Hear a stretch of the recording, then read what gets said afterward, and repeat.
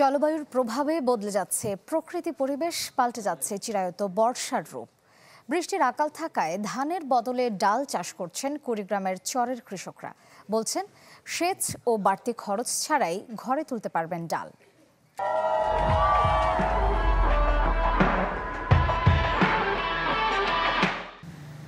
চর জুড়ে যেন সবুজ অরণ্য, যতদূর চোখ যায় শুধু ডাল ক্ষেতের ছবি।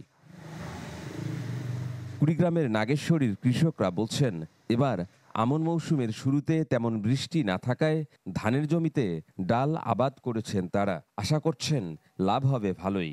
ধান গাড়ি নেই, পানি নেই সেজন্য কালাই বয়েছে, কালাই বয়া তো এই যে কালাই পাইল, কালাই মোটামুটি দেখা যাবে না। শুরুর দিকে বৃষ্টি কম ছিল, কিন্তু লাস্টের দিকে বৃষ্টি কালাইটা খুব সুন্দর হয়েছে। সেচ ও পরিচর্যা ছাড়াই ঘরে তোলা যায় চরের ফসল ডাল। তাই সম্ভাবনাময় ফসলটির দিকে ঝুঁকছেন চরের কৃষকরা। সবাই আমরা চরের লোক, আমরা এই কালাই লাগাছি। এই কালাইটা লোক কিন্তু মাছ কালাইও বলে, কেউ ঠাকরি কালাইও বলে। এই কারণে আমরা কালাই লাগাইছি। কালাই মোটামুটি আমাদের চরে খুবই সুন্দর ফলন হচ্ছে ইনশাল্লাহ।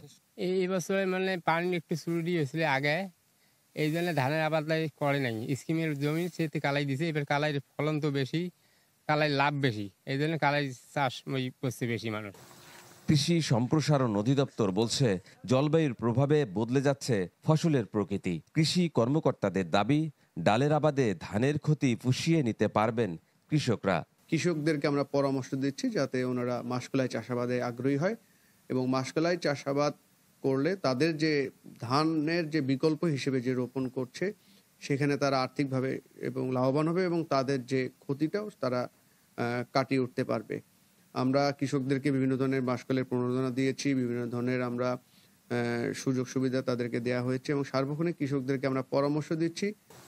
এবছর শুধু নাগেশ্বরী উপজেলাতেই ডাল চাষ হয়েছে ৩৩৫ হেক্টর জমিতে। চরের জীবন মানেই সংগ্রাম। এ সংগ্রামে নতুন করে যোগ হয়েছে জলবায়ুর প্রভাব।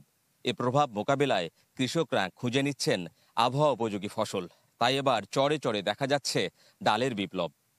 গোলাম মওলা সিরাজ, চ্যানেল 24, আইনালের ঘাট, নাগেশ্বরী, কুড়িগ্রাম।